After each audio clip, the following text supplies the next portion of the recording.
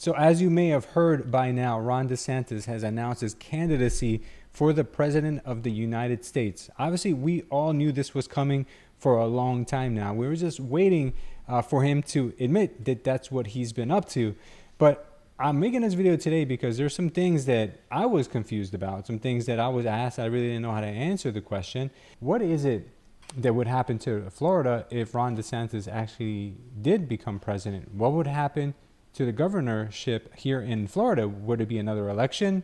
Is there somebody that steps up? And I honestly didn't know the answer to that, but something told me that someone has to be in his cabinet that would fill that role. So I did some research on this because I could obviously have been completely wrong. I was hoping that it wasn't going to come to another election because, you know, we have a good thing going over here in Florida, even though some people may not think that. I believe that we have an amazing thing going here in Florida. So with that being said, I did the research, and it turns out that when a governor cannot act as the governor any longer, for whatever reason, there is a lieutenant governor that steps in their place, kind of like a president and a vice president type of setup. Additionally, normally when a governor in Florida would run for, if a governor in Florida would run for president, they would have to denounce their role as governor here in the state of Florida.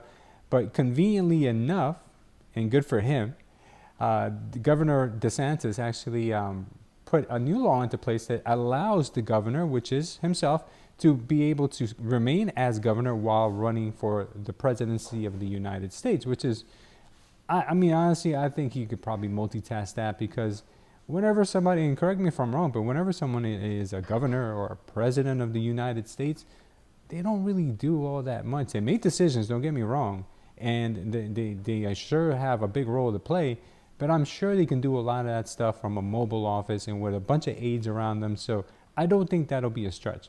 I would rather have Ron DeSantis at 50% capacity than anyone else that I could think of at 100% capacity as governor of Florida. And some of you may disagree with me, and I'd love to hear your points of view on that. You can leave it down below in the comments. As a matter of fact, I did meet someone just the other day, and I really have not met too many people in person who actually don't like Ron DeSantis. And I met a gentleman the other day, and he was telling me that he thinks that Ron DeSantis is a totalitarian. He is someone who is just a ruler with an iron fist, someone whose word is the final everything, right? And the reason he says this is because I guess he's believing a lot of the narratives out there that Ron DeSantis, how could he go after Disney? Disney is a private company. Since when is a governor allowed to go after private companies? Well, listen, I don't know what his point of view is on it. I didn't want to expand on it because I actually feel the total opposite. I feel that Disney was not doing the right thing and has not been doing the right thing. Granted, Disney does provide a lot of tourism, a lot of jobs for the state, and we cannot take that away from them. But they've been using that leverage, and they've been abusing their ability to just pull the strings for years now, for a very long time. And Governor DeSantis recently has really evened the playing field with them, because they have their own government, basically, their own laws, their own police force, their own fire department. And meanwhile, a lot of also resources were being drained from the state in order to keep them there. They've received tons of tax credits over the years, a lot of stuff. So he felt it is time to now make them be more on the same page as every other theme park out there, every other big company such as SeaWorld, Universal, all those other companies, right? They all have to play by the rules. So does Disney. And Disney has also taken a very political approach when it comes to their employees, which I'm not going to talk about that here in this video. What we're going to talk about is what would happen if DeSantis actually won. Now, as of right now, a lot of polls have him trailing. They have Donald Trump as the #1 candidate for the Republican nominee. But I think Ron DeSantis has a really good chance. And as you guys may be aware, just last night, he was the first president candidate ever to announce on Twitter. And the Twitter space that he put on with Elon Musk and a few other people was, I would say, I don't know, like a golden moment for the history of the United States, because it shows that we are no longer dependent on traditional media. We're not trusting of CNN or Fox or any other major network out there to be able to be impartial, right? But on Twitter, it is the town hall. Everyone has a say. There is no masking. There is no editing. There is nothing. What you say is what it is. Right? No one can take your word out of context, which is beautiful. And that's why a lot of times when Elon Musk gets interviewed, he also does it on a Twitter space. Well, last night we had a little bit of a hiccup in order to get the stream actually going, because Elon Musk, as you know, has well over or close to 100 million people that follow him on his own Twitter profile. So when he tweeted that he was going to be doing a live space with candidate for the presidency, Ron DeSantis, well, it kind of broke the internet, and it really did break the internet, because if you were to try to log on yesterday to listen, you would have been kicked out over and over and over again. There were about 1 million people who were trying to tune in to listen to that Twitter space. Now, as unfortunate as that was, it actually serves, in my opinion, in his favor, because everyone today, every news outlet you can think of, was their top story was about Ron DeSantis running and how much of a fail it was yesterday on the Twitter space. Now it's quiet. And we want to welcome you to this historic Twitter Spaces event, and more broadly, a first in the history of social media. Tonight, I'm pleased to introduce two individuals who've done more to loosen the grip. Sorry about that. We've got so many people here. So let's see. So we just keep crashing, huh? All right. Well, it's certainly an incredible honor to have Governor DeSantis make this stark announcement. But again, just like Elon Musk has done in the past when he's released the Cybertruck, remember that? He threw the ball, he hit the window, and it wasn't supposed to break. It was supposed to be bulletproof glass, but the window broke. So for the next few months, that's all anyone could ever talk about, and it gave them a lot of free publicity. Well, Ron DeSantis is actually getting the same kind of treatment right now, even though they're bashing him. Remember, there's no such thing as bad publicity. There's just publicity. Your name is getting out there. So Elon Musk said, well, I guess it worked, because it is the #1 news topic in the entire planet today. So hats off to Elon Musk for making that possible. I'm sure they will make their platform better, because if I know one thing about Elon, he doesn't just leave things half-assed. If something's broken, he fixes it. If he gets criticism, he takes that as a positive thing. He makes things better. So next time around, I do think that they'll probably be able to support more people, especially if, let's say, for instance, Donald Trump wants to come out and do a Twitter space with Elon in the future, which he might. And if he does, that will certainly push the envelope for a capacity and how many people can be in a Twitter space. Now, speaking of Donald Trump, he had a very funny parody ready for DeSantis' announcement, which you know what? Instead of me telling you, let me just show you, because it's hilarious. George, can you just wait while we... Hello? Can you hear me? We can all hear you, George. Can you just hold on for a second? Hilfa, I don't think they can hear me. I can hear you fine, George. Just speak to the I don't think George knows how to use Twitter. Hello? Can you hear me now? Can I please make my big announcement now? Everyone just... Hello? Just shut up, George. Can somebody just mute George? Dick, could you try not to cough on the... Okay, so how are we going to take out Trump, you guys? Guys from the FBI, this is not a private call. This is a public Twitter space. Everyone can listen in. God damn it. Anyway, guys, we invited everyone to this Twitter space so Governor Ron DeSantis could... Everyone just shut the hell up so I can make my announcement, okay? You go, girl. Wait, the devil is gay? So what? Everyone in this call is gay. I happen to know every single one of you has a secret gay lover hidden in your closet. Guys, can we please just calm down?